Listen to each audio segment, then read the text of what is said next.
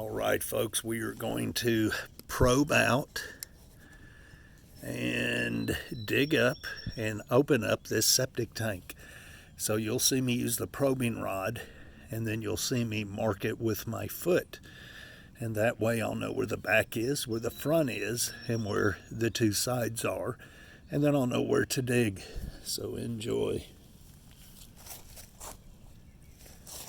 Now, this one is easy to see.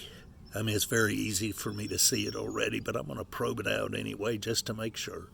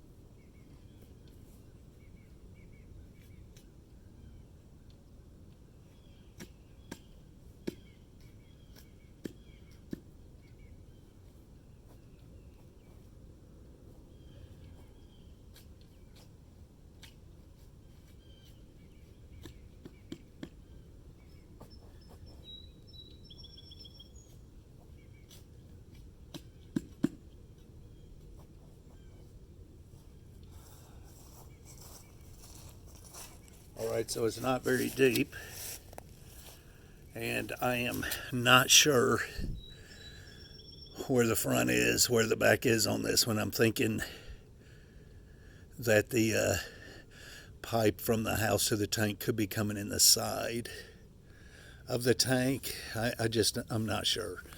And it looks like that well, let me show you. So, back or front, we're not positive. In a normal situation, this would be the back. Here's the side. Here's the side. Here's either the front or the back. Here's the side. And here's the side. So if you see that green grass and that dip, well, that looks like that's the start of the field lines. And that looks like that's the back of the tank. But the house is here. So it could come out and whoop around and come in here. I've seen it do that. Well, they might have popped it in the side. Or it's just tricking us here how this looks. And the back is actually where it's supposed to be. And maybe it's shooting out and the field lines are coming back. It's definitely a field line right here. But anyway, we're going to check it out and see. We'll dig this end up first. Enjoy. Enjoy my hard work. All right, folks, forgot my shovel, so let me pause it. Got it.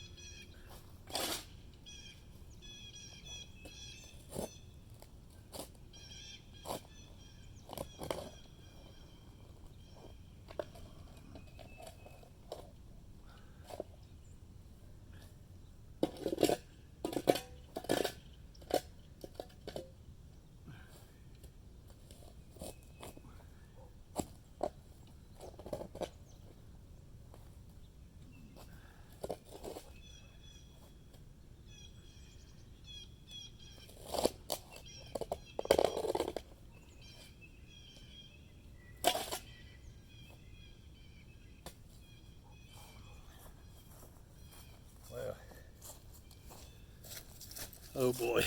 Okay. So there is no door on here. It looks like it's either a homemade tank or the lid's caved in at one time and they just poured a huge slab of concrete over it. One or the other. Yeah, not good. I'm going to dig down here and see if I can find an opening, and if not, we will cover her up and come back and cut 2 openings in the top of the tank. Well, enjoy, folks.